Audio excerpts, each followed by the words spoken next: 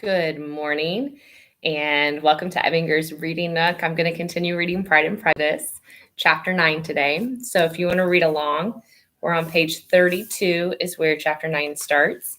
Remember, you're always welcome to read on Project Gutenberg, too, if you would like. Elizabeth passed the chief of the night in her sister's room, and in the morning had the pleasure of being able to send a tolerable answer to the inquiries which she very early received from Mr. Bingley by a housemaid, and some time afterwards from the two elegant ladies who waited on his sisters. In spite of this amendment, however, she requested to have a note sent to Longbourn, desiring her mother to visit Jane and form her own judgment of her situation. The note was immediately dispatched, and its contents as quickly complied with. Mrs. Bennet, accompanied by her two youngest girls, reached Netherfield soon after the family breakfast. Had she found Jane in any apparent danger, Mrs. Bennet would have been very miserable. But being satisfied on seeing that her illness was not alarming, she had no wish of her recovering immediately, as her restoration to health would probably remove her from Netherfield. She would not listen, therefore, to her daughter's proposal of being carried home. Neither did the apothecary, who arrived about the same time, think it at all advisable. After sitting a little while with Jane on Miss Bingley's appearance and invitation, the mother and three daughters all attended her in the breakfast parlor. Bingley met them with hopes that Mrs. Bennet had not found Miss Bennet worse than she expected. "Indeed I have, sir," was her answer. "She is a great deal too ill to be moved. Mr. Jones says we must not think of moving her. We must trespass a little longer on your kindness." "Removed?" cried Bingley. "It must not be thought of. My sister, I am sure, will not hear of her removal." "You may depend upon it, madame," said Miss Bingley, with cold civility, "that Miss Bennet shall receive every possible attention while she remains with us." Mrs. Bennet was profuse in her acknowledgments. "I am sure," she added, "if it were not for such good friends, I do not know what would become of her, for she is very ill indeed, and suffers a vast deal, though with the greatest patience in the world, which is always the way with her, for she has, without exception, the sweetest temper I ever met with. I often tell my other girls they are nothing to her. You have a sweet room here, Mr. Bingley, and a charming prospect over that gravel walk. I do not know a place in the country that is equal to Netherfield. You will not think of quitting in a hurry, I hope, though you have but a short lease." "Whatever I do is in a hurry," replied he, "and therefore if I should resolve to quit Netherfield, I should probably be off in 5 minutes. At present, however, I consider myself as quite fixed here." "That is exactly what I should have supposed of you," said Elizabeth. "You begin to comprehend me, do you?" cried he, turning towards her. "Oh, yes, I understand you perfectly." "I wish I might take this for a compliment, but to be so easily seen through, I'm afraid, is pitiful." "That is as it happens. It does not necessarily follow that a deep, intricate character is more or less estimable than such a one as yours." "Lizzie," cried her mother, "remember where you are, and do not run on in the wild manner that you are suffered to do at home." "I did not know before," continued Bingley immediately, "that you were a studier of character. It must be an amusing study." "Yes, but intricate characters are the most amusing. They have at least that advantage." "The country," said Darcy, "can in general supply but few subjects for such a study. In a country neighborhood, you move in a very confined and unvarying society." "But people themselves alter so much that there is something new to be observed in them forever." "Yes, indeed," cried Mrs. Bennet, offended by his manner of mentioning a country neighborhood. "I assure you, there is quite as much of that going on in the country as in town." Everybody was surprised, and Darcy, after looking at her for a moment, turned silently away. Mrs. Bennet, who fancied she had gained a complete victory over him, continued her triumph. I cannot see that London has any great advantage over the country for my part, except the shops and public places. The country is a vast deal pleasanter, is it not, Mr. Bingley? When I am in the country, he replied, I never wish to leave it. And when I am in town, it is pretty much the same. They have each their advantages, and I can be equally happy in either. Aye, that is because you have the right disposition, but that gentleman, looking at Darcy, seemed to think the country was nothing at all. Indeed, mamma, you are mistaken, said Elizabeth, blushing for her mother.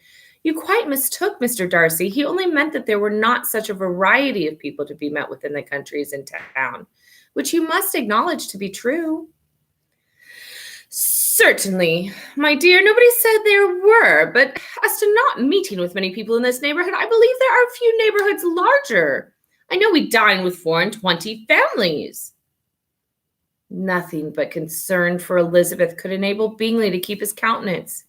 His sister was less delicate and directed her eye towards Mr. Darcy with a very expressive smile. Elizabeth, for the sake of saying something that might turn her mother's thoughts, now asked her if Charlotte Lucas had been at Longbourn since her coming away. Yes, she called yesterday with her father. What an agreeable man Sir William is, Mr. Bingley, is not he? So much the man of fashion, so genteel and so easy. He has always something to say to everybody. That is my idea of good breeding, and those persons who fancy themselves very important and never open their mouths quite mistake the manner. She's giving a direct dig to Mr. Darcy here. Did Charlotte dine with you? No, she would go home. I fancy she wanted about this mince pies. For my part, Mr. Bingley, I always keep servants that can do their own work. My daughters are brought up differently, but everybody is to judge for themselves, and the Lucases are very good sort of girls, I assure you. It is a pity they are not handsome. Not that I think Charlotte so very plain, but then she is our particular friend. She seems a very pleasant young woman, said Bingley. Oh, dear, yes, but you must own she is very plain. Lady Lucas herself has often said so and envied me Jane's beauty. I do not like to boast of my own children, but to be sure, Jane, one does not often see anybody better looking. It is what everybody says. I do not trust my own partiality. When she was only 15, there was a gentleman at my brother's gardener's in town so much in love with her that my sister-in-law was sure he would make her an offer before we came away. But however, he did not. Perhaps he thought her too young. However, he wrote some verses on her, and very pretty they were. And so ended his affection, said Elizabeth impatiently. There's been many a one, I fancy, overcome in the same way. I wonder who first discovered the efficacy of poetry in driving away love. I have been used to consider poetry as the food of love, said Darcy. Of a fine, stout, healthy love it may. Everything nourishes what is strong already, but if it be only a slight, thin sort of inclination, I am convinced that one good sonnet will starve it entirely away. Darcy only smiled, and the general pause which ensued made Elizabeth tremble, lest her mother should be exposing herself again. She longed to speak, but could think of nothing to say, and after a short silence, Mrs. Bennet began repeating her thanks to Mr. Bingley for his kindness to Jane, with an apology for troubling him, also with Lizzie. Mr. Bingley was unaffectedly civil in his answer, and forced his younger sister to be civil also, and say what the occasion required. She performed her part indeed without much graciousness, but Mrs. Bennet was satisfied, and soon afterwards ordered her carriage. Upon this signal, the youngest of her daughters put herself forward. The two girls had been whispering to each other during the whole visit, and the result of it was that the youngest should tax Mr. Bingley with having promised on his first coming into the country to give a ball at Netherfield. Lydia was a stout, well-grown girl of 15, with a fine complexion and good-humored countenance, a favorite with her mother, whose affection had brought her into public at an early age. She had high animal spirits and a sort of natural self-consequence, which The attentions of the officers, to whom her uncle's good dinners and her own easy manners recommended her, had increased into assurance. She was very equal, therefore, to address Mr. Bingley on the subject of the ball, and abruptly reminded him of his promise, adding that it would be the most shameful thing in the world if he did not keep it. His answer to this sudden attack was delightful to their mother's ears. I am perfectly ready, I assure you, to keep my engagement, and when your sister is recovered, you shall, if you please, name the very day of the ball. But you would not wish to be dancing while she is ill. Lydia declared herself satisfied. Oh, yes, it would be much better to wait till Jane was well, and by that time most likely Captain Carter would be at Meryton again. And when you have given your ball, she added, I shall insist on their giving one also. I shall tell Colonel Foster it will be quite a shame if he does not. Mrs. Bennet and her daughters then departed, and Elizabeth returned instantly to Jane, leaving her own and her relations' behavior to the remarks of the two ladies and Mr. Darcy, the latter of whom, however, could not be prevailed on to join in their censure of her, in spite of all Miss Bingley's witticisms on fine eyes. That concludes chapter 9.